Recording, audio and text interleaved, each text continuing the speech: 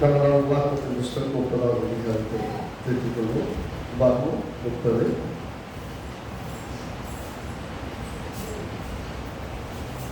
இன்றைக்கு முக்கியமாக நாம் பேசுகிற விசுவாசத்தின் வார்த்தை எத்தனை உடையதாக இருக்கணும், அது எவ்வளோ பெரிய இம்பாக்டை உண்டாக்கக்கூடியதாக இருக்குது அப்படிங்கிற விஷயத்தை நம்ம இன்னைக்கு பார்க்கணும்.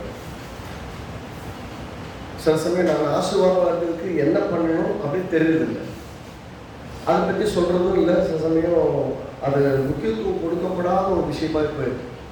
கர்த்தருடைய ஆசீர்வதிப்பார், அம்மா ஆசீர்வதிப்பார், கர்த்தரே ஆசீர்வதித்து தான் இருக்கிறாரு. முதல் மனிதனாக ஆதாம் தானே ஆசீர்வாதம் சொல்லியிருக்காரு. அந்த ஆசீர்வாதம் நமக்குள்ள கடந்து வந்துட்டு இருக்கு. ஆபிரகாமுக்கு ஆசீர்வாதம் பண்ணால் இயேசு கிறிஸ்து மூலமாக அந்த ஆசீர்வாதம் நம்முடையதாக இருக்கு. சரி, ஓகே, அது அவர் மூலமாக வந்துருச்சு. இயேசு கிறிஸ்துக்குள்ள இருக்கிறதுனால நம்ம ஆசீர்வாதமாக இருந்துட முடியுமா அப்படின்னா, நம்ம ஆசீர்வதிக்கப்படாமல் இருக்கிறதுக்கு 1000 போராட்டங்கள் உலகத்தில். அப்போ ஆசீர்வாதமாய் வாழ்வதற்கென்று நம்மளை வைத்திருக்கிறார். கர்த்தரே ஆசீர்வதித்தும் இருக்கிறார். அப்படி இருந்தும் நம்மளால ஒரு ஆசீர்வாதமாக இருக்க முடியாது. கிறிஸ்துவ வட்டாரங்கள்ல, கிறிஸ்துவ விசுவாசிகளுக்குள்ள ஏன் ஆண்டவராகிய இயேசுவை ஏற்றுக்கொண்ட பின்னும் ஒரு ஆசீர்வாதமான வாழ்க்கை வாழ முடியாமல் தடுமாறுறாங்க அப்படின்னு பார்த்தீங்கன்னா காரணம் இருக்கு. அப்படியே சில சமயம் அதை யோசிக்க மாட்டோம். என்ன சொல்லி போகிறோம், அது எல்லாம் பெரிய பெரிய பணக்காரர்களுக்கு தாங்க, கையில் காசு இருக்கிறவங்களுக்கு தாங்க. அப்படியெல்லாம் கிடையாது. கர்த்தர் காசு இருக்கிறவனுக்கு இன்னும் காசை கொடுப்பாருன்னு சொல்லலை, விசுவாசிக்கிறவங்களுக்கு தான் கொடுப்பார். விசுவாசத்தை எப்படி சொல்றது,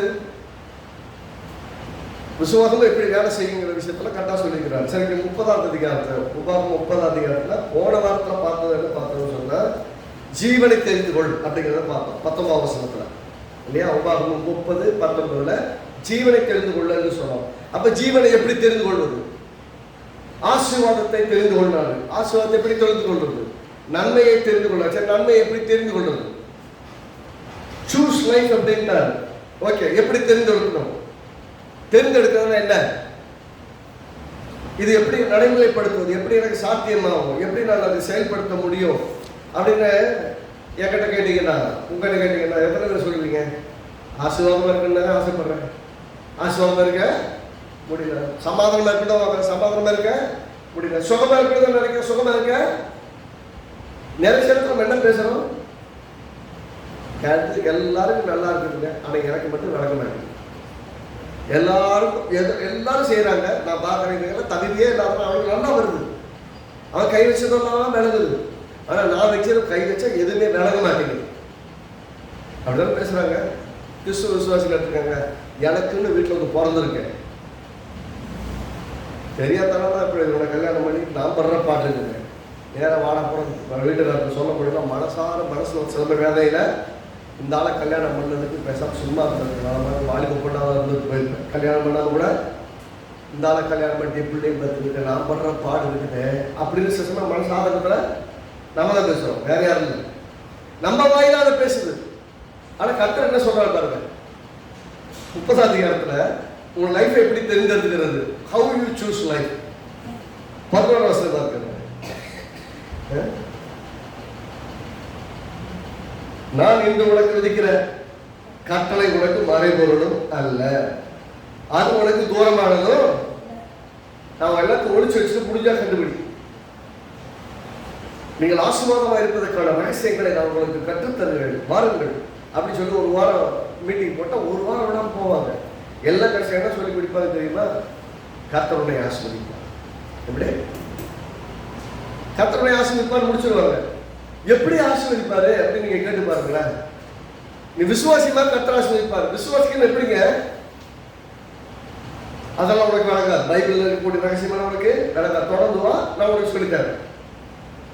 நாம் இங்கே அப்படிலாம் பண்ணுறது இல்லை. எல்லாத்தையும் எடுத்து டேபிளில் போட்டு நான் விருந்து பேச என்ஜாய் பண்ணு, நல்லா சாப்பிடு, எதையுமே மறைச்சு வைக்கிறேன் ஒழிச்சு வைக்கிறது கிடையாது. நான் எப்படி பார்க்குறேன்னா, இங்கே இருக்கிற ஒவ்வொருத்தரும் வருங்கால ஊழியர்கள். அவங்களாம் எந்திரிச்ச நாளைக்கு என்ன பண்ண போறாங்க, இந்த சுவிசேஷத்தின் சத்தியத்தை அநேகருக்கு சொல்லி அநேகரை இருளிருந்து கட்டுகள்ல இருந்து கண் தெரியாத குருடரை போல இருக்கவங்களுக்கு வழிகாட்டுறவங்களா மாற போறாங்க. நான் ஒரு காரியத்துக்காக முன்னாடி ஒரு விஷயத்துக்காக நான் ஜெபம் பண்ண ஆரம்பிச்சிட்டேன். எப்பயுமே இங்க இருக்காங்க வர்றாங்க இல்லையா, வர்றவங்க மாதிரி இருக்கக்கூடாது. புது புது இடங்கள்ல போய் ஊழியங்களா வச்சு சபைகளை வச்சு ஊழியங்களை செய்யறவங்களா மாறி இருக்கும். அப்படி என்ன ஃபர்ஸ்ட்ல அவங்க ட்ரெயின் ஆகணும். 2 வாரம் வந்தாங்க, ஒரு அற்புதம் நடந்துச்சுன்னா நான் இந்த குங்குமம் போட்டு சாமியார் ஒரு ஸ்டோரி சொல்லியிருக்காரு. அவர் கஷ்டம் எங்கே போனார்னு தெரியல. அப்புறம் மந்திரவாதி ரசிக்கப்பட்டார், அவர் எங்கே போனார்னு தெரியல. நான் ஐயர்வாளா இருந்தேன், ரசிக்கப்பட்டேன், அவர் எங்கே போனார்னு. அவர் ரசிக்கப்பட்டோன்னு என்ன பண்ணுறாங்க, ஊரே கூப்பிட்றாங்க, எங்கே சர்ச்சுக்குவாங்க, எங்கே சர்ச்சுக்குவாங்க, ஒரு சாட்சியை சொல்லுங்க, ரொம்ப நல்லா இருக்கும், மக்களுக்கு பிரயோஜனமாக இருக்கணும். போகிற இடத்துலலாம் போகிறாங்க, சாட்சியே சொல்கிறாங்க. அவங்க ஒரு சர்ச் அட்டன் பண்ணுறதில்ல, சத்தியத்தை கேட்கறதில்ல, அவங்க வளரவே இல்லை. அவங்க வளர வேண்டிய இடத்துல இருக்கிறதே கிடையாது. நானே சொல்கிறீங்க, வளருங்க, மற்றவங்கள வளருங்க. நீங்கள் வளராமல் மற்றவங்களை வளர்க்க முடியாது. அப்போ வளர்றதுக்கான இடத்துல நம்ம சாதிக்கப்படுவது ரொம்ப முக்கியம். நானும் 10 வருஷமா 100 வருஷமா சர்ச்சுக்கு போறேன்னு சொல்ல முக்கியம் இல்லை. வளர்ந்தீங்களா? போன வருஷத்துல இருந்தவரோட இந்த வருஷம் வளர்ந்துருக்கீங்களா? விசுவாசத்தை வளர்ந்துருக்கீங்களா? சத்தியத்தில் வளர்ந்துருக்கீங்களா? தேவனை அறிகிற அறிவில் வளர்ந்துருக்கீங்களா? வெற்றியா வாழ்றதுல வளர்ந்துருக்கீங்களா? முன்ன விட நான் ரொம்ப சிறப்பா இருக்கேங்க உங்களால சொல்ல முடியலன்னா நீங்க வளர்ற மாதிரி ஒரு இடத்துல இல்லைன்னு அர்த்தம். அப்ப நீங்க வளரணும். எப்படி வளரணும்? இவர் சொல்றாரு, நான் எதையும் ஒழிச்சு வச்சிருந்தேன். ரொம்ப எளிமையா சொல்றாங்க, கடவுள் எதையும் ஒழிச்சு வச்சுட்டு முடிஞ்சா கண்டுபிடி, முடிஞ்சா கண்டுபிடி எல்லாம் கிடையாது. அடுத்த வருஷத்துக்கு கவனிங்க, 12ஆம் வசனம், உபாகமம் 30:12. நாங்கள் அதை கேட்டு அதன்படி செய்யும் பொருட்டு எங்கள் நிமித்தம் வானத்துக்கு ஏறி அதை எங்களுக்கு கொண்டு வருகிறவன் யார் என்று நீ சொல்லத்தக்கதாவது வானத்திலும் அல்ல. பரலோகத்தில் எல்லாத்தையும் முடிச்சு வச்சுட்டப்பா, முடிஞ்சா பரலோகத்துக்கு வா. நீ பரலோகத்துக்கு வந்ததுக்கப்புறம் உனக்கு எல்லாம் தரப்படும். இன்னைக்கே சபைகள் என்னன்னா கர்த்தர் கண்ணீர் யாவையும் துடைப்பார். எப்போ துடைப்பாரு? நீ பரலோகத்துக்கு வந்ததுக்கப்புறம். அங்கே அழுகை இல்லை, பட்டினி இல்லை, பசி இல்லை, பஞ்சம் இல்லை, கண்ணீர் இல்லை, வேதனை இல்லை. அடங்க பரலோகத்தில் போயிட்டு எனக்கா சாப்பாடு தேவைப்படுது? பரலோகத்தில் போனதுக்கப்புறம் சாப்பாடு என்ன தேவைப்பட போகுது? அங்கே இந்த மாம்சத்தில் இருக்கிறவங்களுக்கு தான் சாப்பாடு தேவைப்படும், இந்த உடம்புக்கு தான் சாப்பாடு தேவை. பரலோகத்தில் போனதுக்கு அப்புறம் நாமும் கர்த்தராகிய இயேசு ஒரே மாதிரி இருப்போம். அப்படி நீங்க கேட்கலாம், அப்படின்னா இயேசு உயிர் தந்ததுக்கு அப்புறம் தர்சீசரோட கூட அப்பம் விட்டாரே, அப்பம் விட்ட போது கண்கள் திறக்கப்பட்டதே அப்படின்னா அந்த அப்பத்தை பிரிக்கிற ஸ்டைல பார்த்துருக்காங்கல்ல. அதே மாதிரி இயேசு உயிர் தந்ததுக்கு அப்புறம் மீன் பிடிச்சிட்டு இருந்த பேதுரு எல்லாம் தர்சீசரெல்லாம் போயிட்டு வாங்கப்பாடு கொடுத்து கடல் கரையில மீனை வறுத்து வச்சிருந்தாரு. வறுத்து வச்சிருந்து எல்லாருக்கும் பரிமாறினாரு. 153 மீனை பிடிச்சிட்டு வந்தாலும் இவர் ஏற்கனவே மீனை பிடிச்சி 2 மீன் வச்சிருந்தாரு. அவர் கூட சேர்ந்து சாப்பிட்டு இருப்பாங்களா? ஆமா. அவர் இந்த சரீரத்தின் தேவைக்காக சாப்பிட வேண்டிய கிடையாது, ஏன்னா அது மறுரூபமாக்கப்பட்ட சரீரம். ஏசு டெய்லி பிரேக்ஃபாஸ்ட் சாப்பிட்டு இருக்காரு. இன்னொன்று சொல்றாரு இயேசு, பரலோகத்திலே உங்களோடு கூட நான் மீண்டும் இப்படிப்பட்ட ஒரு போஜன பந்தி இருக்கிற வரைக்கும் நான் மட்டும் இந்த திராட்சை ரசத்திலையும் அப்பத்திலையும் பங்கெடுக்க மாட்டேன்னு சொல்லலாம். அப்படின்னா பரலோகத்துக்கு போனதுக்கு அப்புறமும் ஒன்று மட்டும் கன்னியாக போகுது, திருவிருந்து. ஒன்று மட்டும் கர்த்தராகிய இயேசு கிறிஸ்துவ தொடர போகுது. இதை விசுவாசத்தை அங்க போறோம், அங்க போனாலும் திருவிருந்து இருக்கு. அப்படின்னு அங்க என்ன சொல்ல வர்றாருன்னா, இந்த அப்பமும் திராட்சரசமும் தொடர்ற விஷயங்கள் மாற போறது இல்லை. ஆனா அது சரீரத்தின் தேவைக்காக அல்ல, விசுவாசத்தின் அறிக்கைக்காக. ஆமென் சொல்லுங்க. சத்தியம் விளங்கணும். ஒரு சத்தியத்தை பேசும்போது அப்படியே மொத்தமா விட்டு போயிடும். பரலோகத்துல எல்லாத்தையும் வச்சுக்க முடிஞ்சா நீ பரலோகத்துக்கு வந்து எல்லாத்தையும் அனுபவி. இன்னொன்னு சொல்லுவாங்க, பரலோகம் எல்லாம் தங்க வீதிங்க. பரலோகத்துல வரலாம், தங்க வீதியில நடக்கலாம். ஆனா இங்க உட்கார இருக்கவே வீடு இல்லை, சாப்பிட்றதுக்கு சாப்பாடு இல்லை. நாங்க படாத பாடுபட்டுக்கிட்டு போராட்டம் போராடிட்டு இருக்கிறோம். நீங்க என்னன்னா பரலோகத்துல வாங்க உனக்கு சாப்பாடு கிடைக்குன்னு நீங்க கேட்பாங்களா இல்லையா? No distractions. நல்ல வசனத்தின் மேல கவனமா இருக்கு. நான் முக்கியமான சத்தியத்தினுக்கு ரொம்ப அஸ்திபாரமான சத்தியம். ஒரு விசுவாசி ஒரு வெற்றியுள்ள வாழ்க்கை இது தேவை.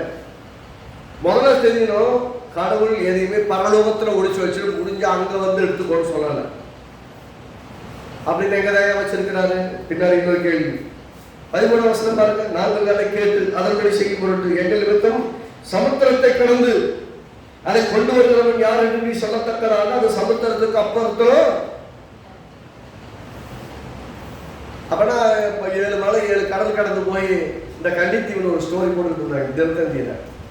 நான் குழந்தையா இருக்கும்போது போட்டுருந்தாங்க, இந்த வரைக்கும் முடியல. இப்போ வரைக்கும் கண்டித்தீவு போயிட்டாரு. கண்டித்தீவு முடிவில்லாத கண்டித்தீவு. ஆனா நமக்கு முடிவில்லாதது கிடையாது. அதை கண்டித்தீவு மாதிரி நினைச்சிட்டு அவர் 7 கடலை கடந்து 8 கடலை கடந்து சமுத்திரம் எல்லாத்தையும் கடந்து போயிட்டு என்ன சொல்றது, அவரை அந்த இளவரசியை காப்பாற்றி போறாரு. அந்த மாதிரி கர்த்தர் சொல்றாரு, அப்பா எனக்காக யாராவது போய் 7 கடலுக்கு அந்த பக்கம் போய் கண்டுபிடிச்சு அது எங்க இருக்கும் கொஞ்சம் நைஸை பிடிச்சி யாராவது கொண்டு வந்து கொடுக்கப்பா அப்படின்னு நீங்க கேட்கிற அளவுக்கு கடலை கடந்து நான் வச்சிருந்தேன். சரிங்க, பரலோகத்துலையும் வச்சிருந்தேன். நீங்க எட்டாத தூரத்துல கூட ஒளிச்சு வச்சுட்டு முடிஞ்சாங்க வந்து தேடி கேட்டு விடுவாங்க. இஸ்ரேல் வரைக்கும் வந்து கண்டுபிடிக்கணும்னு சொல்லல.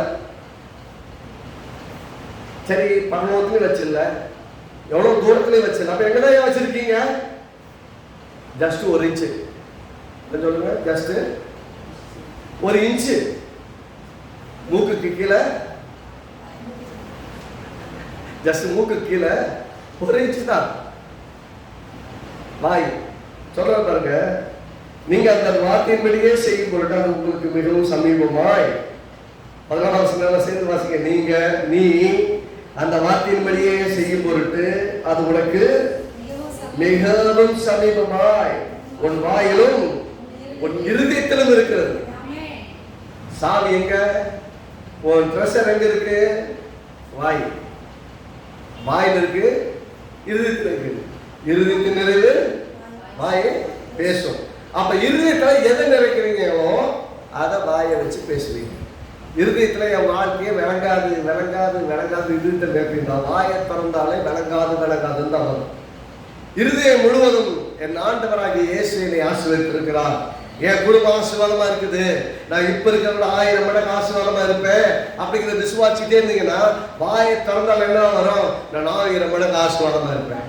என் கண்ணீர் யாவும் நீங்கிரும், என் நேரங்கள் எல்லாம் மாறிடும். ஒரு வெற்றியுள்ள வாழ்க்கை வாழ்வேன். என் வீடு சமாதானமா இருக்கும், என் பிள்ளைகள் சமாதானம் பெருசா இருக்கும், என் சிறைப்புகள் எல்லாம் மாறும். நான் இன்னைக்கு போகிற இந்த கண்ணீரின் பாதை இருக்காது. இந்த கண்ணீர்ல போகும்போதும் நான் கண்ணீரை பார்க்கிறேன், கர்த்தரை பார்க்கிறேன். என் கர்த்தரை தூக்கி நிலைப்படுத்துவார். நான் ஆசீர்வாதமா இருப்பேன், என் குடும்பம் வாக்கப்படும், என் பிள்ளைகள் எல்லாரும் கர்த்தரால் ஆசீர்வாதமா இருப்பாங்க. இதை நீங்க பேசணும். அப்படின்னா கர்த்தரு வானத்திலையும் வச்சில்ல, தூரத்திலையும் வச்சில்ல. இங்க இருந்து இஸ்ரேல் தேசத்துல போய் புனித பயணம் போனா உங்களுக்கு கிடைக்கும் அப்படின்னு சொல்றாங்க. அந்த மாதிரிலாம் கிடையாது. உங்க புனித பயணம் சும்மா போய் அந்த இடத்துக்கு இயேசு வாழ்ந்த இடம்னு பார்த்துக்கணும், அவ்வளவுதான். ஆனா இயேசு வாழ்ந்த இடத்தையும் தடத்தையும் இந்த பூமியில நீங்க உருவாக்க முடியும். உங்களை காண்கிறவர் சொல்லணும், உங்களோட கூட தேவன் இருக்கிறார். ஈசாக்க பார்த்து சொன்னாங்க, உங்களோட கூட தேவன் இருக்கிறாருன்னு. யாக்கோபை பார்த்து சொன்னாங்க, உங்களோட தேவன் இருக்கிறாருன்னு. லாபான் ஏமாத்துறவங்களுக்கு தெரியுது கூட கர்த்தர் இருக்கிறார். இல்லைன்னா எல்லாரும் எடுத்து திரும்ப அவைகிட்ட கொடுக்க மாட்டார். சொல்றங்க, நீங்க ஒன்னும் உங்களை பத்தி உங்களை பெரிய ஆளுன்னு சொல்லிக்கிட்டே இருக்க வேண்டிய அவசியம் கிடையாது. நீங்க பெரிய ஆளுங்கிற நிச்சயம் உங்க உள்ளத்துல இருக்கணும். முதல்ல நீங்க யாருங்க? ஃபர்ஸ்ட் நம்முடைய அடையாளத்தை நம்ம இழந்து அலைகிறோம். கிறிஸ்துவுக்குள்ள இருக்கிற பெரிய பிரச்சனையை தன்னுடைய அடையாளத்தை இழந்து அலைகிற ஒரு ஆட்டு மந்தையை போல இருக்காங்க. எப்பயுமே ஒரு ஊழியக்காரனை அல்லது ஒரு மனுஷனை தனக்கு ஆராதனைக்குரிய ஒரு மனுஷனை வைக்கக்கூடாது. தேவன் உங்களுக்கு ஆராதனைக்குரியவராகத்தான் இருக்கணும். ஊழியக்காரன் உங்களை ஜஸ்ட் நடத்துகிற வழிகாட்டி. I'm just sign board. நம்மளால என்ன பண்றாங்க, ஒரு சைன் போஸ்ட்டுக்கும் ஒரு துணியை கட்டி அதுக்கு ஒரு மாலையை போட்டு ஒரு பொட்டை வச்சு விட்டுட்டு அதையும் கும்பிட விட்டுறாங்க. சில நகைச்சுவையில் போடுவாங்க, ஒரு மயிலுக்கெல்லாம் கூட விட மாட்டேங்கிறாங்க அப்படின்னு. அப்புறம் எடுத்து வச்சுட்டு அதை அழைச்சிட்டு அப்புறம் தான் எத்தனை கிலோமீட்டர் போகணுன்னு தெரியும். நம்முடைய மக்கள் பக்திமான்கள். ஆனா அதை எது எப்படி செய்யறோம்னு தெரியல கிடையாது. கிறிஸ்துவ விசுவாசிகளை போல பக்திமான்களும் கிடையாது. ஆனா கிறிஸ்துவ விசுவாசிகளுடைய பிரச்சனை என்ன? என் வாய்தான் எனக்கு பிரச்சனைகளை கண்டுபிடிக்கிறதுக்கு வருஷக்கணக்காய்க்கும். கர்த்தர் எப்படி சொல்லிட்டாரு, உன் வாயின் வார்த்தையின்படி உனக்கு எத்தனை பேருக்கு சொல்றது நடக்குது. ஏசு கடவுள் எழுதி வச்சுட்டாரு. இதை வாசிச்சிருப்போம், பலமுறை வாசிச்சிருப்போம். ஆனா வாசிட்டு போயிட்டே இருப்போம். நின்று என்னவா எழுதியிருக்கிறாரு, என்ன சொல்றாரு? ஜீவனை தெரிந்து கொள்ளலாம். ஆரம்பிக்கிறாரு 11ஆம் வசனத்தில், நான் உனக்கு முன்பாக ஆசீர்வாதத்தையும் சாபமாகிய இந்த காரியங்கள் உங்களுக்கு வரும்போது உன் தேவனாகிய கர்த்தரால் துரத்து விடப்பட்ட எல்லா ஜாதியும் போகும்போது நீ உன் இருதயத்திலே சிந்தனை செய்து உன் தேவனாகிய கட்டளத்துக்கே திரும்பி நான் இன்று உனக்கு விதிக்கிற கட்டளை கற்பனை கற்பிக்கிறபடி எல்லாம் நீயும் உன் பிள்ளைகளும் உன் முழு இருதயத்தோடும் உங்கள் முழு ஆத்மாவோடும் அவருடைய சத்தத்துக்கு செவி கொடுத்தால் 10ஆம் வசனம் பாருங்க. உன் தேவனாகிய கர்த்தரின் சத்தத்துக்கு செவி கொடுத்து இந்த நியாயப்பிரமாண புஸ்தகத்தில் எழுதி இருக்கிற அவருடைய கற்பனைகளையும் அவருடைய கட்டளைகளை கை கொள்ளும் போதும், உன் தேவனாகிய கர்த்தரிடத்தில் உன் முழு இதயத்தோடு உன் முழு ஆத்மாவோடு திரும்பும் போதும் கர்த்தர் உன் பிதாக்கள் சந்தோஷமாக இருந்தது போல உங்கள் மேலும் உனக்கு நன்மை உண்டாக திரும்பவும் சந்தோஷமாக இருப்பார். கடவுள் உங்களை பார்த்து சந்தோஷப்படுறதுக்கு ரொம்ப கஷ்டமான விஷயமே கிடையாது. சில சமயம் நம்முடைய பாவமோ நம்முடைய வாழ்க்கையில தவறான புரிந்து கொள்ளுதலோ தேவனை விட்டு தூரமாக்கி இருந்தா இப்பயும் கர்த்தரிடத்துல வந்து நம்ம அர்ப்பணித்தோம், கர்த்தர் நம்மை தூக்கி எடுக்க வல்லவராயிருக்கிறார். எப்படி தெரிந்து கொண்டோம்? கர்த்தரிடத்துல திரும்பி வந்தோம். எப்படி சொல்றது? ஆண்டவரே, நான் திரும்ப வந்திருக்கிறேன்ப்பா, நான் இருக்கபடியே வரேன். என்கிட்ட நிறைய குற்றங்கள் இருக்கலாம், குறைகள் இருக்கலாம், தவறுகள் இருக்கலாம். ஐ மே பி ராங், டோட்டலி மெஸ்ட் அப். பாவத்தில் கூட நிறைந்திருக்கலாம். நான் வரேன்ப்பா, என்னை கழுவி சுத்திகரித்து மீண்டும் உடைய பிள்ளையா, உங்களுடைய பிள்ளை தான், அவருடைய பிள்ளை தான். பிள்ளையாருக்கு தகுதி இல்லாத விதத்திலே திரும்பி வந்தாலும் கூட தகப்பன் என்ன பண்றான்? தூரத்துல வர்ற பிள்ளையை பார்த்து ஓடி போய் அணைத்துக் கொண்டு என்னை ஒரு வேலைக்காரனை வச்சுக்கன்னு வர்றான். அவனை வீட்டுல பிள்ளையாவே மாத்தி அப்பாவுடைய சொத்துக்களை அதுமாதிரியாக்குறான். அப்படின்னா கர்த்தர் நமக்கு தெரிந்து கொள்வதை கொடுத்திருக்கிறார். சொல்லுங்க, என்ன சொல்லுங்க? கர்த்தர் நமக்கு தெரிந்தெடுத்து பேசுகிற வல்லமை கொடுத்திருக்கிறார். கர்த்தராகிய இயேசு பூமியில வந்தப்ப கண்ணபடியெல்லாம் பேசல, ரொம்ப ஷார்ப்பா பேசணும். நம்ம வீணான வார்த்தை ஒண்ணு கூட பேசல. சும்மா காமெடிக்காக பேசுற மாதிரி பேசினாலும் கூட அதை கூட கருத்தை சொல்லிட்டு இருப்பார். கருத்து இருக்கும். கருத்து என்ன சொல்றாரு? நம்ம ஃப்ரெண்ட்ஸ் எல்லாம் இருக்காங்கல்ல, இயேசுவோட 12 சீசன் எல்லாரும் சொல்றாங்க, வாடா அதாவது கூட இருக்க பசங்க ஒரு குஷி பிடிச்சவங்க. இயேசு சொல்றாரு, நம்ம எருசலேமுக்கு போறோம். எருசலேம் என்ன சிறை பிடிச்சு என்னை சிறுமையில அறிவாங்க, வாங்க போகலாம் அப்படிங்கிறார். கூட கவிலாம் சேர்ந்து, அப்ப வாங்க நம்மளாம் சேர்ந்து இவரோட சேர்ந்து நாமளும் சாவோம் அப்படின்னே சொல்றாங்க. நம்மள இவரோட சேர்ந்து வாங்க நம்ம எல்லாம் சேர்ந்து சாவ போவோம். அவ்வளவு கண்டு பிடிச்ச பசங்க தான். அதுக்கு இயேசு கேட்டாரு, அப்ப நீங்களும் போயிட மனசா இருக்கீங்களா? நீங்களும் எல்லாரும் போய்விட மனதா இருக்கணும். உடனே பேர் சொல்றாங்க, ஆக இங்கிலாந்து வரை போவோம். சிவல வார்த்தை ரொம்ப கிட்ட பண்ணிட்டானே இருக்குது. ஒருத்த வந்து கேட்கறான், என்னையா நாங்கெல்லாம் உபவாசம் இருக்கிறோம், உன் சீசனுக்கு மட்டும் உபவாசம் இருக்க மாட்டேங்கிறாங்க, என்னையா நியாயமா இருக்கு நாட்டில்? மொத்த இஸ்ரேல் ஜனங்களுக்கு உபவாசம் இருக்காங்க, உங்க சீசன் மட்டும் உபவாசம் இல்லையா, என்னையா பிரச்சனை? அப்படின்னா ஏன் மணவாளை கூட இருக்கும்போது எப்படி அவங்க சாப்பிடணும்? அப்படின்னா மாப்பிள்ளை நான் கூட இருக்கும்போது எப்படியா சாப்பிட பட்டியா கிடப்பாங்க? அப்படின்னா மாப்பிள்ளை தோழர்கள் சொந்தங்கள்லாம் சாப்பிட்டு இருக்கணும் அப்படிங்கிறாரு. சர்க்காஸ்டிக்கான பதில் தான், கிண்டலான பதில் தான். ஏன் மாப்பிள்ளை தோழங்க அவங்க எப்படியா சாப்பிடாம இருப்பாங்க? கேட்டு பாருங்க. மாப்பிள்ளை கூட பட்டியா கிடப்பாங்க. கல்யாண வீட்டில் பார்த்தா தெரியும். மாப்பிள்ளை ஸ்டேஜ் ஏற்றிட்டாங்கன்னா மொத்த தண்ணி கூட கொடுக்க மாட்டாங்க. ஈடு இறக்கமெல்லாம் மாற்றி மாற்றி ஆள் வந்துட்டு இருப்பாங்க, போட்டோ எடுத்துட்டு இருப்பாங்க. இதெல்லாம் நடக்கும்.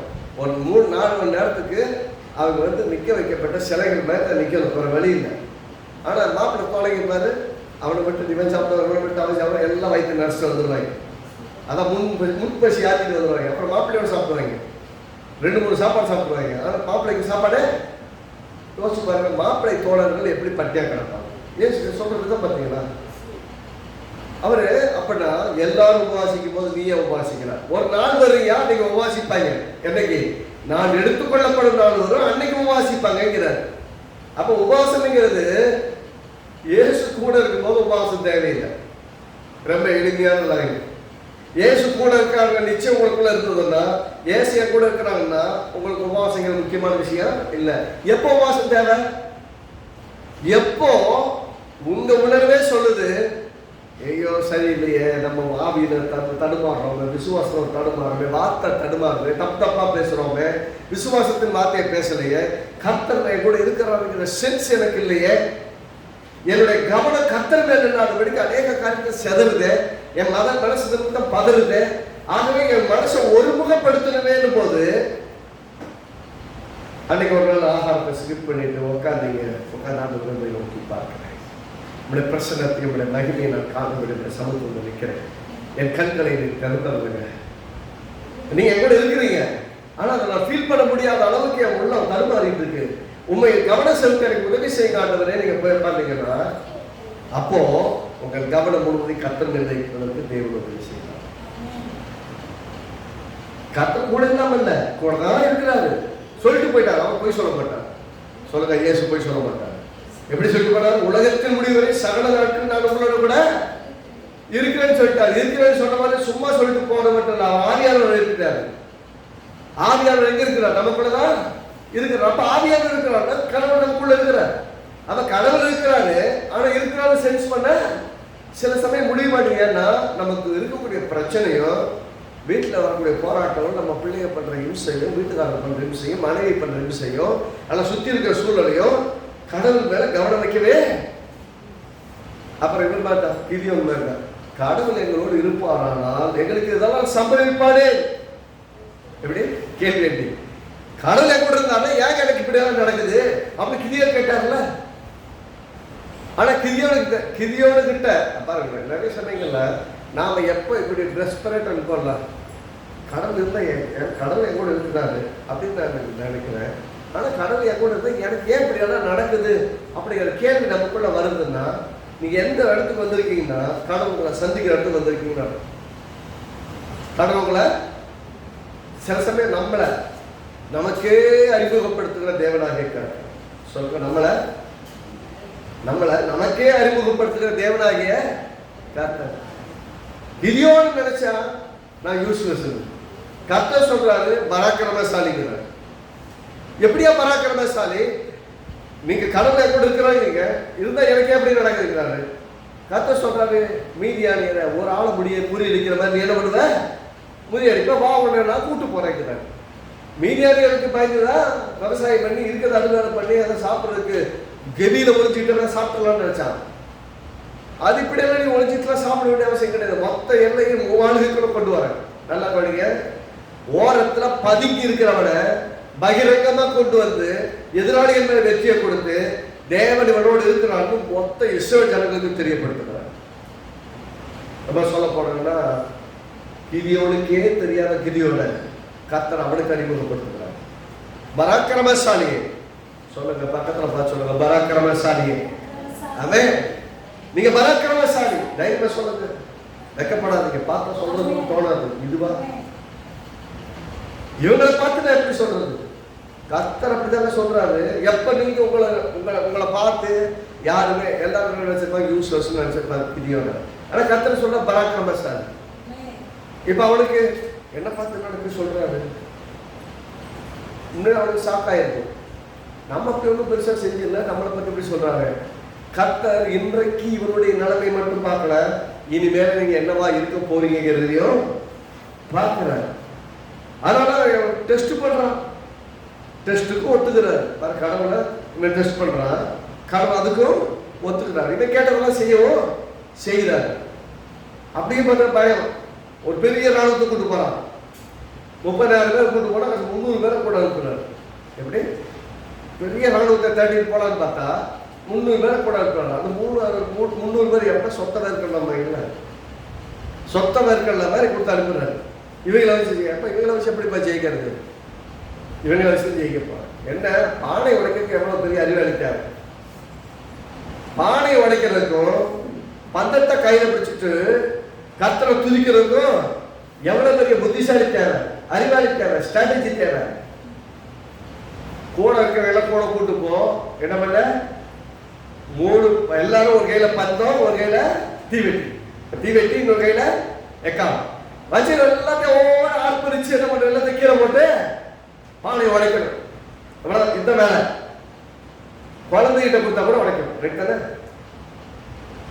அவர் அப்படித்தான் அனுப்புறாரு. அவர் டிஃபைன் பண்ற அந்த திறமைகள் எல்லாம் ரொம்ப எப்படிப்பா வெறும் பானையை உடைச்சு ஜெயிக்க முடியுமான்னா ஜெயிக்க முடியும். இவ்வளவு பெரிய அதிகம் அதுல சுத்தி வச்சு ஆர்ப்பரிச்சா உடையுமா அப்படின்னா ஆர்ப்பரிச்சா உடையும்.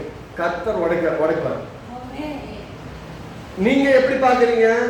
இதெல்லாம் நடக்குமா? நல்லா அங்க பார்க்கணும். சில விஷயங்கள்லாம் செய்யறது ரொம்ப வாயில வார்த்தைகளை முக்கியப்படுத்தணும்னு சொன்ன சொல்ற, நீ அந்த வார்த்தையின்படியே செய்யப்பட்டால் உனக்கு மிகவும் சமீபமா இவன் வாயிலும் உன் இருதயத்திலும் இருக்குனால. ஏன் எரியோ சுத்தி வரும்போது 6 நாளும் ஒண்ணுமே பேசக்கூடாது. சுத்தி வரணும், டெய்லி ஒரு சுத்தி சுத்தணும். ஆனா வாயை திறந்து ஒரு வார்த்தை கூட பேசக்கூடாது. 7வது நாள் 7 முறை சுத்தணும். சுத்திட்டு வந்து ஆர்ப்பரிக்கணும், அவ்வளவுதான். அப்பதான் வாய் திறக்கணும். எரியோவை சுத்தி வரும்போது வாயவே தொடக்கணும். உங்கள் வெற்றியில நீங்க வெற்றிக்காக நீங்க காத்திருக்கிற சமயத்துல, ஜெபிக்கிற சமயத்துல தேவையில்லாத வார்த்தை பேசவே உங்க வெற்றி எங்க தோத்து போகுதுன்னா உங்க வாயினாலதான் தோத்து போகுது. பேச விட்டு நல்லா பேசிப்பாங்க. நீங்க மச்சான் இந்த மோசைக்கு பைத்தியம் பிடிச்சிருச்சாங்க, இந்த யோசுவா பைத்தியம் பிடிச்சிருக்கா, இந்த எரியோவை சுத்தி வரணும்னு சொல்றாங்க. எதுக்கா சுத்தி வரணும்? ஒரு கோயிலை சுத்தி வச்சா கூட அது நியாயம் இருக்கு. இந்த எரியோவை சுத்தி வரல என்னையா இருக்கு? இவன் தான் போய் பைத்தியக்கார மாதிரி நம்மளுக்கு சுத்தி வர சொல்லிட்டு இருக்காங்க. சுத்தி வந்தா வாசல் திறந்துருமா? பேசுவோம், பேச மாட்டாங்க. நம்ம சாத்தியங்களை பேசுவோம். இருந்தாலும் பைத்தியக்காரையா அப்படியே பேசிட்டு போவோம். நீங்க வாயை திறந்தா இருக்கிறது கெட்டு போயிருந்தா வாயை திறக்கக்கூடாதுங்க. சுத்தி வந்தாங்க, ஆள் பிடிச்சாங்க, தரமட்ட வாயை போச்சு, போய் சுதந்திரத்து கொண்டாங்க. இப்ப அவங்க பேசியிருந்தா என்ன இருக்கும்? பேசிய கெடுத்துருப்பாங்களா? கண்டிப்பா கெடுத்து விட்டுருப்பாங்க. பிடிச்சிக்கதோ பிடிக்குதோ, நல்லா கவனிக்கணும். பிடிக்குதோ சொல்லிட்டா பைத்தியக்காரன், வேற வழி இல்லை, சுத்தித்தான் வரும். டெய்லி சுத்துறாங்க, டெய்லி ஒரு இடம் போய் சுத்துறாங்க, போயிடறாங்க. மேல இருந்து பார்க்கறவங்க என்ன இருக்கும்? என்னடா சோத்து எடுக்க வருவாங்க பார்த்தா இடிக்கல, ஏதாவது பண்ணுவாங்க பார்த்தா ஒன்றும் பண்ணலாம், சைலண்டா வர்றாங்க. டெய்லி ஒரு ரவுண்ட் அடிக்கிறாங்க, போய் பேக் பாளையத்துல செட்டில் ஆகிறாங்க. சண்டைக்கு வருவாங்களான்னு பார்க்குறாங்க, சண்டைக்கு வரல. வாயை விடுவாங்களான்னு பார்க்குறாங்க, வாயை விடலை. உங்க வாழ்க்கையில தான் யாருக்கா தேவையான ஒரு வார்த்தை விட்டீங்கன்னா அந்த வார்த்தையில நீங்க மாட்டிக்கிட்டீங்க.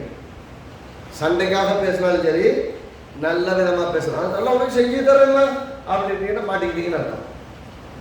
செய்யலைன்னா உங்க வாயின் வார்த்தையினால் பிடிபட்டாங்க. அப்ப இங்க வார்த்தைகள் தேர்ந்தெடுத்து பேச வேண்டியது ரொம்ப அவசியம். உங்களுடைய வாழ்க்கையில நீங்க என்னவா இருக்கணும்னு ஆசைப்படுறீங்க அப்படின்னு கேட்டா எல்லாரும் எல்லாம் சொன்னா டாக்டர் ஆகணும், இன்ஜினியர் ஆகணும் நம்ம சொல்லுவாங்க. ரைட்டா? நீங்க என்னவா ஆகணுங்கிறது உங்கள் இருதயத்தில் விசுவாசத்தின் அடிப்படையில் வரணும். நான் என்னவா இருக்க போறேங்கிறது விசுவாசத்தின் அடிப்படையில் இருக்கும். 2வது வார்த்தையின் அடிப்படையில் இருக்கும். இங்க அதுக்கு பின்னாடி தான் 19 சொல்றாரு, ஜீவனை தெரிந்து கொள்ளுங்க. ஆனா ஆசீர்வாதமா இருப்பதற்கு கர்த்தர் உங்க மேல மீண்டும் சந்தோஷமா இருக்கணும்னா என்ன பண்ணணுமா? வாய கரெக்டா யூஸ் பண்ணணும். சொல்லுங்க, வாய. ஆமா, பைபிள் ரொம்ப அருமையா சொல்லுங்க. பேசாத இருந்தா மூடனும், எல்லாம் சொல்லுங்க, பேசாம இருந்தா மூடனும். யாரா ரொம்ப வைசஸ்ட் பர்சன் யாருன்னா வாய் பேசாம இருக்கணும். நீங்க பதிலுக்கு போய் பேசி பாருங்க. வீட்டில் சண்டை புத்தி வேற லெவலுக்கு போயிடும். பிள்ளைக்கு இருக்கணும் சரி, கணவன் மாதிரி இருக்கணும் சரி, மனைவி இருக்கணும் சரி. ஆனால் நீங்க அமைதியா இருந்து பாருங்க, பாட்டு கத்தி அப்படின்ட்டு போயிடுவாங்க. இதுக்கு மேலே பேசுற ஒரு பிரயோஜனம் இல்லைன்னு போயிடுவாங்க.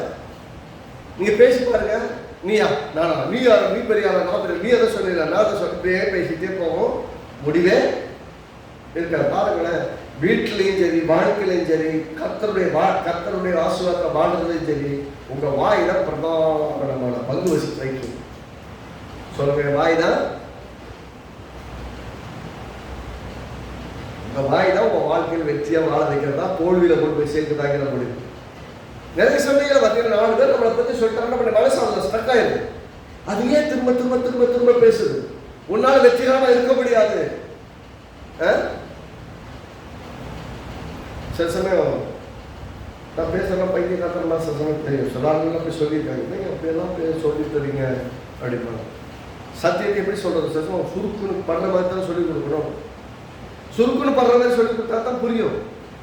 கிள்ளி விட்டுட்டா எதுக்கு ஸ்கூலில் கிள்ளி விடுறாங்க? அதெல்லாம் அப்புறம் இப்போலாம் பக்கத்து கையவே தொட முடியாது.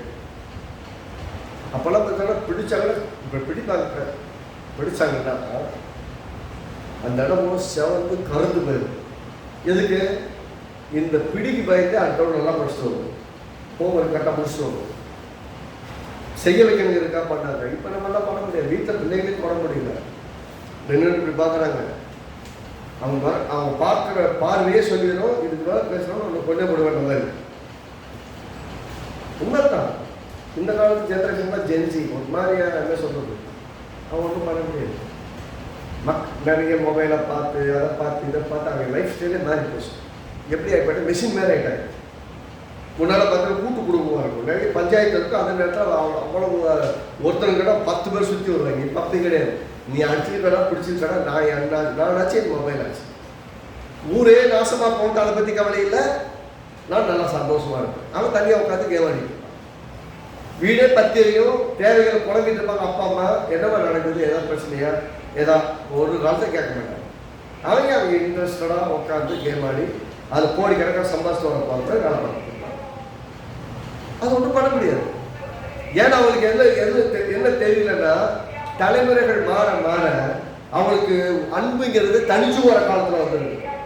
அன்பு ஏசப்பதான் சொன்னாரு, காலங்கள் வரும்போது அன்பு தனித்து போகிற காலம் வருது அப்படின்னு சொன்னாரு. அந்த தனித்து போன காலத்துல தான் நம்ம இருக்கிறோம். கொஞ்ச காலத்துல அப்படியே ட்ராக் ஆகி அவங்க நம்ம சொல்ல போனா அவங்க ரொம்ப புத்திசாலி. உண்மையிலங்க நம்மளால நம்பாட்டால் அவங்க தான் புத்திசாலி. நீங்க கத்துங்க, கண்டுக்காம அவங்க வேலையை செஞ்சுட்டே இருப்பாங்க. நீங்க தலைகீழ நின்று பாருங்க, அவன் நிப்பாட்டவே முடியும். அவங்க செஞ்சுட்டு தான் இருப்பாங்க. ஆனா அது நிமித்தமாவே அவங்க ஆத்மா வாங்கி காப்பாற்றிக்கிறாங்க. உங்க மேல கோபமா வெறுப்பு இருந்தாலும் வாய் திறந்து சொல்றது கிடையாது, பேசுறது கிடையாது, வாய் மனசுக்குள்ளே வச்சுக்கிறாங்க, கம்மல் போயிடுறாங்க. அவங்க சக்சஸ்ஃபுல்லா இருக்காங்க. கத்தியே உங்க ஆவி போய் கஷ்டம் என்ன போகுதுன்னா, உங்களுக்கு மனசு உடைஞ்சு எக்கடை கட்டு போகலாம். அதை முன்னாடி விட்டுற வேண்டியதானே. அவன் உடம்பெல்லாம் சூடு வாங்கி அங்கங்க கோடு வரி வரியா விழுந்து அன்னைக்கு அவன் திரும்ப நடக்குதுல்ல. அப்புறம் நீங்க ஒன்றும் சொல்ல வேண்டாம். நீங்க சொல்லுங்கம்மா நான் செய்கிறேன், நீங்க சொல்லுங்க டாடி நான் செய்கிறேன்னு வந்து நிற்பாங்க. அதான் உண்மை. அது வரைக்கும் பார்த்தீங்கன்னா ரொம்ப இன்ட்ரெஸ்டடாக போகும், ரொம்ப இன்ட்ரெஸ்டிங்காக இருக்கும். நீங்க எதையுமே கண்ட்ரோல் பண்ண முடியாது. ஏன்னா அவன் தெரிந்தெடுத்த வாழ்க்கை வாழ்றது தான் கரெக்டுன்னு அவங்க நினைக்கிறாங்க. உங்க அனுபவத்தில் பேசுறதுலாம் அவங்களுக்கு புரியாது. நீங்க அடி வாங்கி உடம்பு வாங்கி உடம்பெல்லாம் சூடு வாங்கி நிறைய இடத்துல பட்டு நிறைய இடத்துல வாயை விட்டு தேவையில்லாத வார்த்தையெல்லாம் வாங்கி தேவையில்லாத பிரச்சனைலாம் சந்திச்சு, அப்பா இதெல்லாம் பேசக்கூடாது, இப்படி இருக்கணும் அப்படி இருக்கணும், உங்களை ஒழுங்குபடுத்திக்கிட்டு உங்க அனுபவத்தில் பிள்ளைகளை சொல்லிக் கொடுப்பீங்க. அவங்க எப்படி பார்ப்பாங்க தெரியுமா, இதெல்லாம் பழைய பஞ்சாங்கம், இதெல்லாம் நமக்கு சொல்றது லேட்டஸ்ட் ட்ரெண்டுக்கு வா.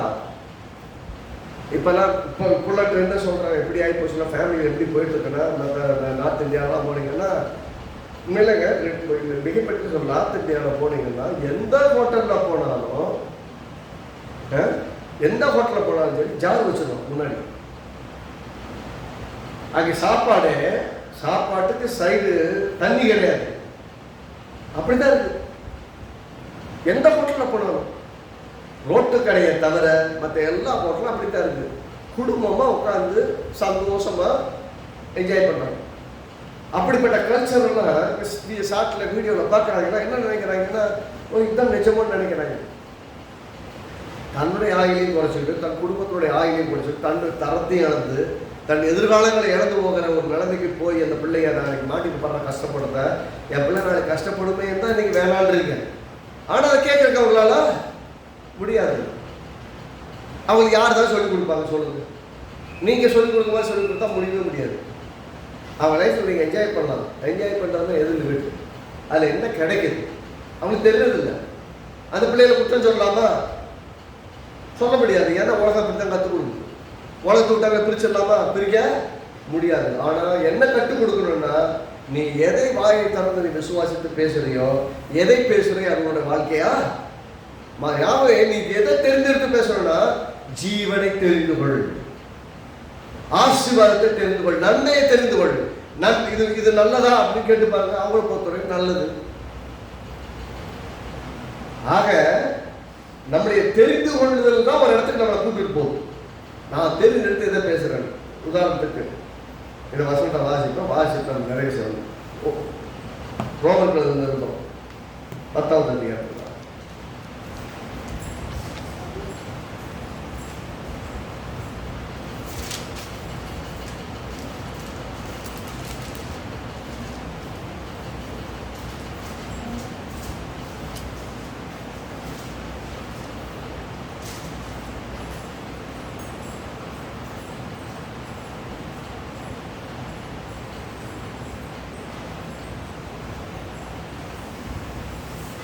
இதே விஷயத்தை தான் ரோமர் 10 சொல்லி இன்னொரு விஷயத்தை சொல்ல வர்றாரு. 5 வசனம் வாசிப்போம். ரோமர் 10 இதுவும் நம்ம வாசிச்ச உபாகம் 30 ஒரே லைன் இருக்கும். மோசே நியாயப்பிரமாணத்தினாலும் நீதியை குறித்து இவைகள் செய்கிற மனுஷன் இவைகளால் பிழைப்பான் என்று எழுதியிருக்கிறார். செஞ்சா பிழைப்பார். விசுவாசத்தினாலும் நீதியானது கிறிஸ்துவை இறங்கி வர பண்ணும்படி பரலோகத்துக்கு ஏறுகிறவன் யார்? ஏசப்பா நீங்க கீழே இறங்கி வாங்க. நிறைய பேருடைய ஜபம் இயேசுவே நீங்க இறங்கி வாங்க. வாழ்ந்த ஜபமே தப்பு. இயேசுவை இறங்கி வர சொல்லி ஜபிக்கிற ஜபமே அப்படின்னு என்ன அர்த்தம்னா இயேசு என் கூட இருக்காங்கன்னு எனக்கு தெரியல. ஆராதனை நடக்குது, ஜபத்தில் உட்காருங்க. உட்கார்ந்த இடத்துல தேவன் வந்து உங்களோட இருக்கிறார். வந்திருக்கிறவரை நம்ம என்ன பண்ணுறோம்? ஓகே சர்ச்செல்லாம் வர்றீங்க, உங்களை யாவரையும் ஆராதனைக்கு நான் வரவேற்கிறேன்னு சொல்கிறேன். என்ன அர்த்தம்? வந்து உட்காந்து ஆராதனையில் முடிச்சதுக்கப்புறம் வரவேற்கிறீங்க அப்படின்னு என்ன அர்த்தம்? வந்ததுக்கு வெல்கம் சொல்கிறேன், அவ்வளோதான். அது போல ஆவியானவர் வந்திருக்கிறாரு. வந்தவருக்கு வெல்கம் ஹோலி ஸ்பிரிட், தேங்க்ஸ், வந்ததுக்கு நன்றி. என் கூட டைமை ஸ்பெண்ட் பண்ணுறதுக்கு நீங்கள் வந்ததுக்காக நன்றி, என் கூட இருக்கிறதுக்காக நன்றி. ஏன் பரலோகத்திலிருந்து அவர் இறங்கி வாங்க, இயேசு இறங்கி வாங்க. ஜாமூன்ல கேட்டுருக்கீங்களா? இதோ உங்கள் மத்தியில் நடக்கிறார், உலாவுகிறார். அவர் என்ன சொல்றார்? உங்களுக்கு உள்ளவனாவே உங்கள் தேவனார். நல்லா கவனிக்கணும், வித்தியாசத்தை புரிஞ்சுக்கணும். உங்களுக்கு உள்ளவனாவே உங்கள் தேவனாக இருக்கிறவர், உங்க மத்தியில உலாவுகிறவர் அல்ல. உங்க மத்தியில் எப்போ உலாவுறதுன்னா, உங்களுக்கு விரோதமாக பெரிய படையெடுப்பு நடக்குதுன்னா, உங்களுக்கு விரோதமாக யுத்தங்கள் நடந்ததுன்னா, உங்களுக்கு எதிராக யுத்தங்கள் வரும்போது, சத்துரு வெள்ளம் போல வரும்போது ஆவியானவர் கொடியேற்றுவார். அப்போ அவரு உங்களுக்காக வெளியே யுத்தத்தை செய்வார். ஆனால் உங்களுக்குள்ள இருக்கிறவர் உங்களுக்குள்ளதான். உங்களுக்கு வெளியே போயிட்டு சண்டைலாம் போடல. உங்களுக்காக வெளியே போய் உங்களிலிருந்து வெளியே போயிட்டு சண்டை போடல. உங்களுக்குள் நிறைவாகிறார். உங்களுக்குள்ள நிறைஞ்சு அந்த மைக்கின் பிரசவ யுத்தத்தை நடத்துது. இங்க சொன்ன விசுவாசத்தினால் ஆகும் நீதியானது, விசுவாசத்தில் கிடைக்கிற நீதியானது கிறிஸ்துவை இறங்கி வரப்படும்படி பரலோகத்துக்கு ஏறுகிறவன் யார், அல்லது கிறிஸ்துவை மரித்தோருக்கு ஏறி வரப்படும்படி பாதாளத்துக்கு இறங்குறவன் யார் என்று உள்ளத்திலே சொல்லாதவன் என்று சொல்லுகிறது. நன்றி. பாதாளத்துக்கு போயிட்டு அவங்க கூட்டு வர முடியாது, பரலோகத்திலிருந்து இறங்கி வர சொல்லவும் முடியாது. நீ விசுவாசித்தால் நீ நீதிமான். நான் விசுவாசத்தினால் நீதிமான் ஆக்கப்பட்டிருக்கிறேன். எல்லாம் வாய்க்கிறது தைரியமா சொல்லுங்க. எல்லாரும் நீங்க பாதி பாதி பாதின்னு சொல்லுவாங்க. நான் என்ன சொல்றேன்? நீங்கள் விசுவாசத்தினாலே நீதிமான்களா இருக்கிறீர்கள். சொல்லுங்க, நான் விசுவாசத்தினாலே நீதிமானாய் ஆக்கப்பட்டிருக்கிறேன். நான் நீதிமான் சொல்லவே நாக்கு கூசம் நிறைஞ்சது. எதுக்கு கூசுதுன்னா பழகிட்டாங்க. எது? நீ பாவி பாவி, நான் பாவின்னு சொல்லி பாருங்க. நாங்கள் எல்லாரும் பாவின்னு சொன்னாங்கன்னா சத்தமா சொல்லிட்டு ஆமைன்னு சொல்லுவாங்க. நீங்க என்ன சொல்றீங்க? நிறைய இடங்கள் நான் பார்த்துருக்கேன். அதனால சொல்றேன், சசங்க மக்கள் வந்து நான் கத்தோடைய வார்த்தையை கற்றுக் கொடுக்கும் போது பைபிள் படி தான் நான் கற்றுக் கொடுக்குறேன். வேற என் சொந்த கதையெல்லாம் தோன்றது கிடையாது. நான் பைபிள் தவிர வேற கதையெல்லாம் பேசி பார்த்துருக்கீங்களா? வெளியே எங்கேயும் போக மாட்டேன், சுற்றி சுற்றி பைபிளுக்குள்ள இருப்பேன். எந்த வசனம் பேசுறோம் வசனத்தில் இருப்பேன். கதைகள் உங்கள் வாழ்க்கையை மாற்றாது, சத்தியத்தை உங்கள் வாழ்க்கையை மாற்றும். இங்கே கரெக்டாக சொல்றாரு, பரலோகத்துக்கும் ஏறி போய் இயேசுவை வாழ்க்கை யாரும் கிடையாது. பாதாளத்தில் போய் இயேசு உயிரோடு எழுப்பிட்டு வர்றதுக்கு யாரும் கிடையாது. எப்படி என்ன செய்யலாம்? இந்த வார்த்தை 8ஆம் வசனம் பாருங்க. இந்த வார்த்தை உனக்கு சமீபமாய், எல்லாம் வாசிங்க. 10:8. இந்த வார்த்தை உனக்கு சமீபமாய் உன் வாயிலும் உன் இருதயத்திலும் இருக்கிறது என்று சொல்லுகிறது. அந்த வார்த்தை நாங்கள் பிரசங்கிக்கிற விசுவாசத்தின் வார்த்தையே. உன் வாயில் இருக்கிற வார்த்தையை விட்டு போட்டு எங்கெங்கயோ தேடினா எப்படி கிடைக்கும்? இது எப்படி இருக்குன்னா, இருதயத்துல பொக்கிஷத்தை வச்சுட்டு ஊரே தேடுறது. அங்க போன நடக்குமா, இங்க போன நடக்குமா? நான் சொல்றேங்க, சத்தியத்தை கேட்கிற இடத்துல நீங்க இருந்தீங்கன்னா நீங்க மாறுறது மட்டுமல்ல, உங்களை சுற்றி ஒரு உலகமே மாறும். உங்க வீடு மாறும், உங்க வாழ்க்கை மாறும், உங்க எதிர்காலம் மாறும். சத்தியத்தை கேட்க ஆரம்பிச்சிட்டீங்கன்னா தப்பான புரிந்து கொள்ளுதெல்லாம் போயிடும். நான் எப்படி சொல்றேங்க, உங்களுக்கு 100 ஃப்ரெண்ட்ஸ் இருக்கிற இடத்துக்கு போனீங்கிறத விட சத்தியத்தை பேசுற இடத்துக்கு தனியாக கூட கேட்பாங்க. சத்தியம் உங்களுக்கு விடுதலையா? சத்தியத்தை அறிவீர்கள், சத்தியம் உங்களை நீங்க விடுதலையா வெற்றியா ஒரு வாழ்க்கை வாழணும்னா சத்தியத்தை கேட்கிற இடத்துல இருக்கணும். எல்லாம் சொல்லுங்க, நான் சத்தியத்தை கேட்கிறேன் இடத்துல இருக்கிறது முக்கியம். அப்படி சொல்றாரு. உபாகமத்துல வாசிச்சோம் இல்லையா, அதே வசனத்தை போய் சொல்றாரு. அது இந்த வார்த்தை உனக்கு சமீபமாய் உன் வாயிலும் உன் இருதயத்திலும் இருக்கிறது என்று சொல்லுகிறது. இந்த வார்த்தை நாங்கள் பிரசங்கிக்கிற விசுவாசத்தின் வார்த்தை. நான் ஏனென்றால் கர்த்தராகிய இயேசுவை பாருங்க, பேட்டர் பாருங்க, கர்த்தராகிய இயேசுவை நீ உன் வாயினாலே அறிக்கையிட்டு தேவன் அவரை மரித்தோர்ந்து எழுப்பினார் என்று உன் இருதயத்தில் விசுவாசித்தால் ரட்சிக்கப்படுவார். கேள்வி கேள்வி, நீங்க ரட்சிக்கப்படுறது எப்படி ரட்சிக்கப்பட்டீங்க? இந்த இயேசு வேணும் நிறுத்த முடிவு பண்ணீங்க. யாரெல்லாம் இயேசு ஏற்றுக்கொள்றேன் விரும்புறீங்க, வாங்க உங்களுக்காக ஜெபம் பண்றேன்னு சொன்னீங்க, வந்து முன்னாடி நின்னீங்க. நின்னீங்க என்ன சொல்லியிருப்பாங்க? இயேசுவை நான் விசுவாசிக்கிறதுக்கு நான் பாவி, இயேசுவின் இடத்துல வரேன், என்னுடைய பாவங்களை எல்லாம் மன்னித்து இப்படி ரத்தத்தினால கழுவி என் இருதயத்தில் வந்து நீங்க வாசமா இருங்கன்னு எங்களுக்கு இன்வைட் பண்ணீங்க. இதான் நடந்தது. அன்னைக்கு நீங்க ரசிக்கப்பட்டீங்க. ட்ரெஸ் மாறல, ஒன்றும் மாறல. நீங்க வந்தபடி தான் வந்தீங்க, வந்தபடியே தான் போனீங்க. ஆனா அன்னைக்கு நீங்க ரசிக்கப்பட்டீங்க. எப்படி நடந்தது? என்ன நடந்தது? ரட்சிப்பு எப்படி நடக்குதுன்னா, அவ்வளவு பெரிய ரட்சிப்பு இருக்கிற பிரச்சனை, பெரிய பிரச்சனை ரட்சிப்பு. இருக்கையில ரொம்ப கடினமான விஷயம். ரட்சிக்கப்படலாம், ரட்சிக்கப்பட வைக்க உங்களால் என்னால் முடியவே முடியாது. அந்த ஆள் தீர்மானிக்கணும். அந்த காரியத்தையே எப்படிதான் நடக்குது அப்படின்னு சொல்றாங்க. நல்லா கவனிக்கணும். ரட்சிப்பு எப்படி நடக்குதுன்னா, இயேசுவை உன் இருதயத்தில் விசுவாசித்து வாயினாலே, இருதயத்தில் எப்படி சொல்லுது, பின்னாடியே சொல்ல பாருங்க. 10 சொல்றாங்க, நீதி உண்டாக இருதயத்தில் விசுவாசிக்கணும். நீங்க இருதயத்தில் விசுவாசித்தால் அது நீதி என்று எண்ணப்படும். ஆபிரகாம் விசுவாசித்தான், கர்த்தர் அதை நீதியாக எண்ணினார். அப்படின்னு அர்த்தம், இப்பதான் உள்ளத்துல இந்த தேவனாகிய கர்த்தர் சகலத்தையும் செய்ய வல்லவர் விசுவாசிக்கிறார். அன்றைய நான் பிள்ளை இல்லாம இருக்கேன் கேட்டான். கேட்டவனுக்கு கர்த்தர் காமிச்சாரு, ஒரு சந்ததி இவ்வளமாய் இருக்குன்னு சொன்னாரு. வானத்தின் நட்சத்திரங்களை போல பூமியின் மணலை போல இருக்குன்னு சொன்னாரு. ஆபிரகாம் அதை விசுவாசித்தான். பின்னாடி ஆதியாகமம் 15 சொல்லுது. சொல்றப்போ அவன் சொல்றது வேறு சொல்றது, ஆபிரகாம் விசுவாசன், கர்த்தர் அதை அவனுக்கு நீதியாக எண்ணினார். He counted as righteous. நல்லா பாருங்க, counted as righteous வேற, we become righteous வேற. counted as righteous னா நம்மை நீதிமான் என்று தேவன் கருதி கொண்டார், அல்லது எண்ணிக்கொண்டார், அல்லது அக்செப்ட் பண்ணிக்கிட்டார். அப்படிங்கிறதால நாம இயேசுவை விசுவாசித்து வாயினாலே அறிக்கிட்ட போது நாம் நீதிமானாக மாறிவிட்டோம். இயேசுவை விசுவாசித்து அவரை இரட்சகர் என்று அறிக்கை செய்த போது, அவர் ரட்சிப்பை ஏற்றுக்கொண்ட போது நீதி உண்டாக இருதயத்தில் விசுவாசித்தோம். கர்த்தரை நீதியை பார்த்தார். வாயினாலே அறிக்கை செய்தோம், நாம் ரட்சிக்கப்பட்டோம். ஆபிரகாம் ரட்சிக்கப்பட்டான்னு சொல்லல, நாம தான் ரட்சிக்கப்பட்டிருக்கிறோம். ரட்சிப்பு கர்த்தராகிய இயேசு கிறிஸ்துவின் மூலம் மட்டும்தான். அவ இயேசு விசுவாசிக்கும் போது நமக்கு ரட்சிப்பு உண்டாகுது. ரட்சிப்பு என்ன செய்யுது? ஆபிரகாம் தேவனுடைய மகிமையான பிரசன்னத்துக்குள்ள போக முடியாது. ஆனால் நீங்களும் நானும் மகா பரிசுத்த ஸ்தலத்தில் தைரியமாய் போவதற்கு இயேசு கிறிஸ்து மூலமா நமக்கு கொடுக்கப்பட்ட நீதிமான் என்கிற ஸ்தானம், தைரியமா தேவன்கிட்ட போக முடியும். சொல்லுங்க. அது நீதிமான் ஆகிறது வேற, நீதிமான ஆக்குறது வேற. ஆபிரகாம் நீதிமானாக ஆக்கப்பட்டான், நீதிமானாக எண்ணப்பட்டான். நாம நீதிமானாக ஆக்கப்பட்டோம். ரெண்டு வித்தியாசம் புரியணும். அப்ப ஆபிரகாமின் தேவனும் ஈசாக்கின் தேவனும் யாக்கோபின் தேவனும் சொல்லும்போது இவைகள் எல்லாம் வாக்குத்தத்தங்களின் தேவன் என்று சொல்வதற்காக. ஆனா நாம யாரு? வாக்குத்தத்தத்தின் தேவனுக்குள் மறுபடியும் பிறந்தவர்.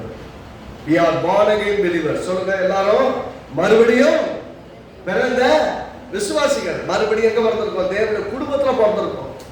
தேவனுடைய குடும்பத்துல பிறந்துட்டா பாவின்னு யாரும் சொல்லல. எல்லாம் சொல்லுங்க, நான் தேவனுடைய குடும்பத்துல பிறந்த தேவனுடைய பிள்ளை. சொல்லுங்க, நான் தேவனுடைய குடும்பத்துல பிறந்த தேவனுடைய பிள்ளை. நான் நீதிமான், நான் பாவி கிடையாது.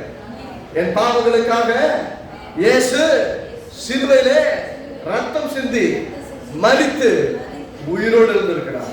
அவரை விசுவாசிக்கிற என்னால நீதி தரிப்பிக்கப்பட்டிருக்குது. நான் நீதிமான், நான் நீதிமான், நான் நீதிமான். ஆமென். கரங்களை தட்டி தேவனுக்கு நன்றி சொல்லுவோம். இந்த வெளிச்சம் வச்சிருக்கிறோம். நான் நீதிமான்னு பேசிட்டு தான் மெயினா வர. எல்லாம் சொல்லுங்க, நான் யாருங்க? நான் என்ன சொல்லுவோம் உங்களை சொல்கிறேன். சொல்லுங்க, நீங்கள் எல்லாம் நெஞ்சில் கை வச்சு சொல்லுங்க, நான் நீதிமான். சொல்லுங்க, நான் நீதிமான். நீதிமான்னு சொல்லிட்டீங்கன்னா நீதிமானா இருக்கவங்க என்ன பண்ண மாட்டாங்க? அக்கிரமணியாயம். இப்போ பிரச்சனைங்க, நீ பாவின்னு சொல்லிட்டு பாவம் செய்யாதெல்லாம் செய்வோம். நீ தானே பாவின்னு சொல்லிட்டிய,